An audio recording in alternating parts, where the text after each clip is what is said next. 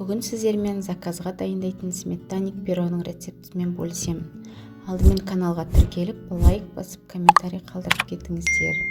Бөлме температурасындағы жұмсақ сары майымызды аламыз. Үстіне бір жұмыртқаның сарысын қосамыз.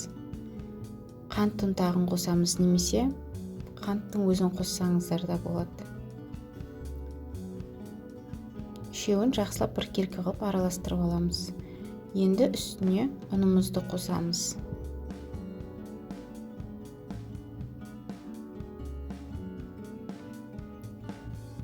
Қамыр қопсытқышымызды саламыз. Біркелкі қылып араластырып, жұмсақ қамыр илейміз. Ұнды көп қоспаймыз. Ұнды көп қоссаңыздар, тестыларыңыз қатайып кетсе, корждарыңыз үгітілмелі болмай қалады. Мінекей, жұмсақ қамырымыз дайын болды. Енді осыны пакетке салып, морозильникке 10 минутқа қоямыз. Енді салмасын дайындаймыз. Қаймақты аламыз.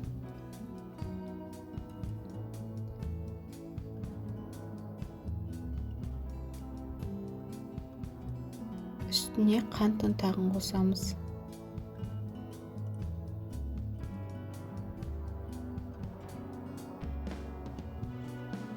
Екі жұмыртқамызды қосамыз.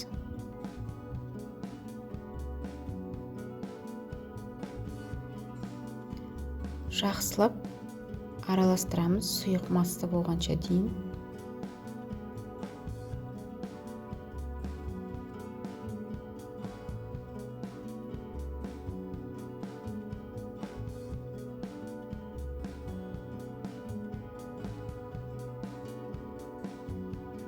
Мінекей, салмасы дайын болды. Енді бір ас қасықты толтырып, кукурузный крахмал қосамыз. Жақсылап тағы да бір араластырып жібереміз.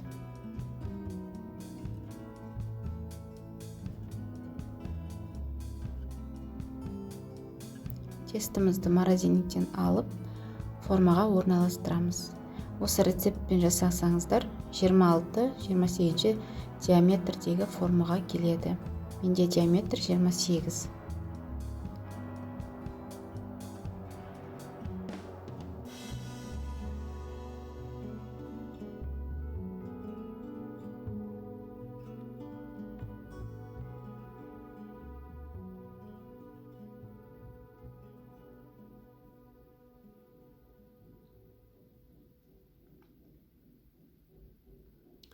Енді салмасын құямыз.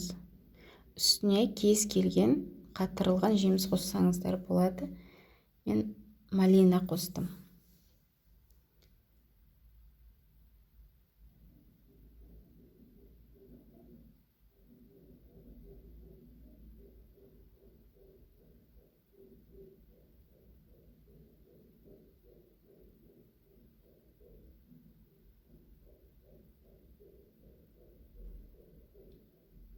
Жан-жағын қалауыңыз бойынша кез келген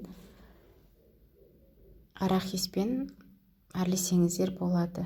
Менде арахисовый лепесток болды, сонымен әрледім. 180 градус қызып тұрған пешімізде 45 минут пісіріп аламыз. Әбден суығаннан кейін формасынан шығарамыз. Егер каналым сіздерге ұнаған болса, тіркеліп, лайк басып, комментарий қалдырып кетіңіздер. Ас болсын.